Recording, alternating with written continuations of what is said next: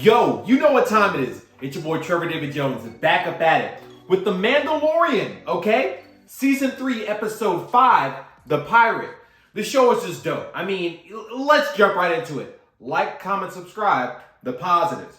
So the episode starts with this raid on Navarro. Gorian Shard is back. He's mad that, his pirates got into a little conflict with Din Djarin and Greef Karga. So he's back to basically take over the planet.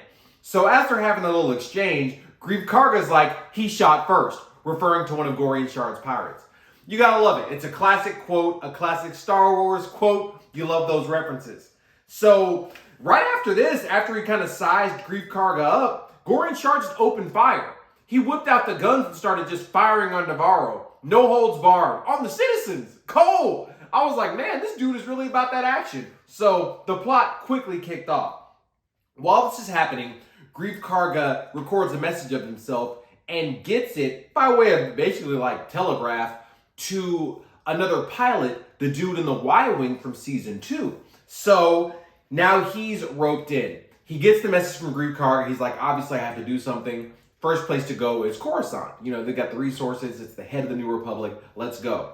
So he gets there, and who does he meet but the ladies' man, Tim Meadows. Yeah, the dude in charge of requisitions was the ladies' man. So shout out Tim Meadows.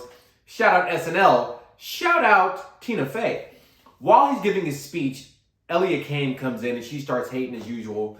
We're not really sure still to this moment what she's up to. Is she a spy for the Empire? But she definitely on the spot messed up my Y-Wing pilot's plan, so he has to go to other avenues. Enter the Mandalorians. So he goes to the planet where they're exiled on. Din Djarin, Bo-Katan, Armor, the whole clique.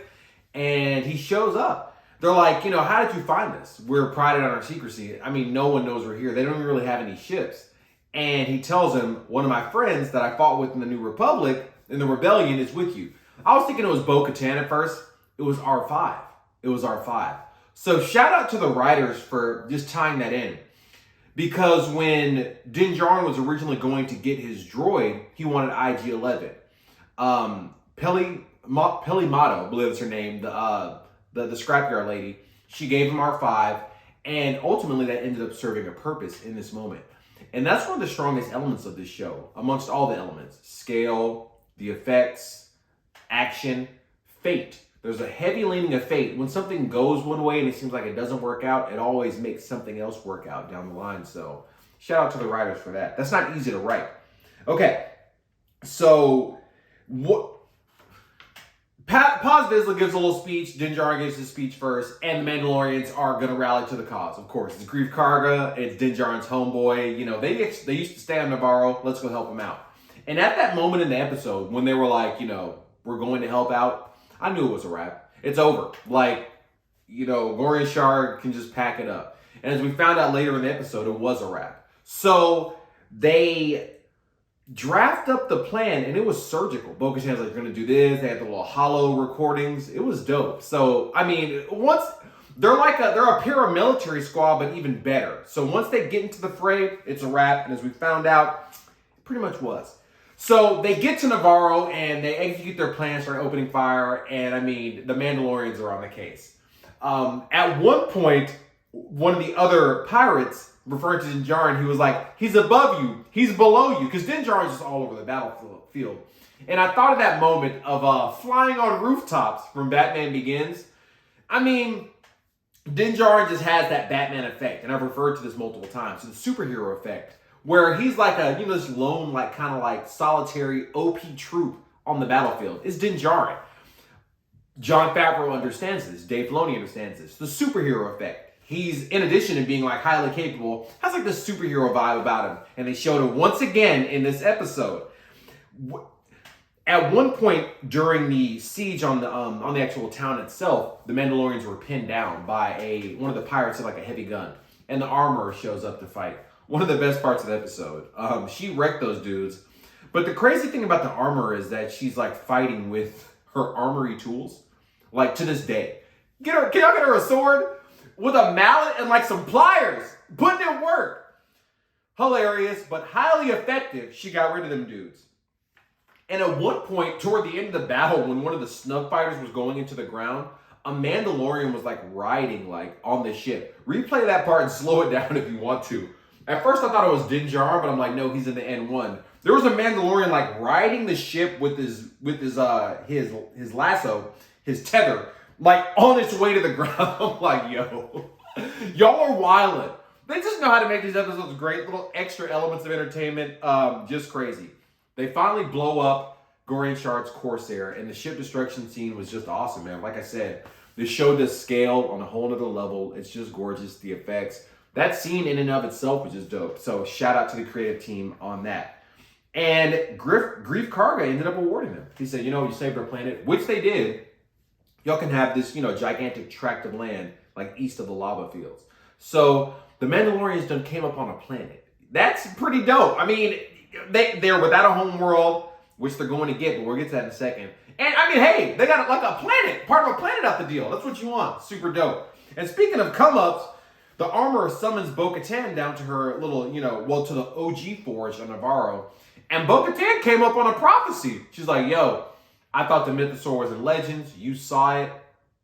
Gigantic and horrifying. She saw it underwater. This is a sign we're gonna retake Mandalore, which they should do. And you're gonna be the one to like kind of lead the charge because you can unite both worlds. You walk both worlds, helmet on, helmet off. It's all you. So Bo-Katan came up on the Chosen One vibes. That's good. I like that. That's dope. That's dope. So again, the plan at this point is to recapture Mandalore. Din Djarin found out that the atmosphere is not poisoned at all. You can just go down, you can chill. It's got some, other denizens, other people hanging out down there, but as far as being there, completely possible. So, why not take your planet back? And that is what they're going to do. So the final shot of this segment shows like, Bo-Katan comes out there with her helmet off and they're like, what's going on? And the armor is like, she's going to lead us into this new tomorrow. She's going to unite all the Mandalorians. And she takes her helmet off. She like, looks off into the wind. Bo-Katan Jesus. They put her up there. I like that. Actually, I'm going to go over that in Room for Improvement. We'll get to that in a second. So they cut back to space. And my Y-Wing pilot, he sees an Imperial shuttle that's got like the hole blasted open. He's like, what's going on here? It's like out in like the blackness of space. Like you can't really see it. So he analyzes it and determines that, basically it was Moff Gideon's transport shuttle on his way to jail. He never reached jail. He escaped. And they deduce that there's a shard of Mandalorian armor in like the wreckage. So like, did the Mandalorians help them? What's going on here? It looked kind of like the tip of the spear back in the day. That spear, super dope. So, I mean, it's Moff Gideon. We're going to have to find out what happened. It's doubtful some Mandalorians helped him escape, or we'll have to find out. But that introduced, a tie-in leading into the progression of the season. So, room for improvement. All right. I like Bo-Katan's come up. I do. But it's Din Djarin's show, ultimately. It's the Mandalorian. So, I hope they don't take the route where they switch the main character of the show like halfway. No, this is season 3, like deep into the show. It didn't work for Iron Fist when they made, freaking Colleen Wing the main character. You got to keep the main character, who it is. I like Bo-Katan a lot. She's great. She's super powerful. She's a good companion for Din Djarin. But as far as who the show's about, it's Din Djarin. You got Grogu. You know what I'm saying? It's just episode 5. There are 3 episodes left. We'll really see what direction they're taking in. But switching the main character of the show during the run of the show, it never works. So we'll see what happens with that. On to the rating. A 6 out of 5. Including everything, it still gets a 6 out of 5. It's got the action, the effects, tying things in like R5, He accidentally got that droid, but it was the key to that pilot finding them on their planet and ultimately them coming up on another planet in Navarro and leading the way for retaking Mandalore. Like, that's like the highest level of writing to be able to put that in there. So, super dope. It's a great show. I mean, it's The Mandalorian. Second best thing on the air next to My Hero Academia. But My Hero Academia is on a break now to the next season. Best thing you can watch right now, probably Mandalorian. And that's it. That's it. Check out my previous review of The Mandalorian, episode 4. The whole show is great. So see what's going on with that. Yo, I recently got, you can probably see it over here on my side panel, my set here, Nintendo Switch. the Zelda, the Breath of the Wild, the Tears of the Kingdom edition. Super excited about this. I actually did an unboxing on it. Go check that out. I mean, this is like the top level of production. You know what I'm saying? This is like some crazy stuff. So, man, yeah, shout out. They broke their foot off in this. Check out the unboxing. Super beautiful. The packaging itself is gorgeous. And of course, I'm waiting for May 12th, this Friday, for Tears of the Kingdom itself. Come on, y'all know I'm gonna march myself straight into Target or wherever at 8 a.m. and get that game. So yeah, man, you'll know what it is. We out here. Guardians 3. I got the review coming for you very soon. Yeah. I actually went to go see the movie, but it cut off like literally 5/6 of the way through. The hard drive or whatever stored on just cut off. So I gotta go see it again. From what I can say, from what I've seen of it, literally like 8/10 of the movie. Amazing. Yeah, Marvel still got it. They still got it. But I'm gonna get into that review as soon as I see the rest of the movie. It's coming. TDJ Recommendations, Google Fi, great service. Best cell phone service you can get. True international, true unlimited. It's just dope. Sign up for it, use our referral code. I'm not sponsored, it's just that awesome. Go ahead and get that. And until I see y'all again, y'all know I mean this, and I say it genuinely, stay up. Never want to be this way in life, ever. We off that. We're going this way. And until the next video, which will be soon, y'all see me out here. Peace.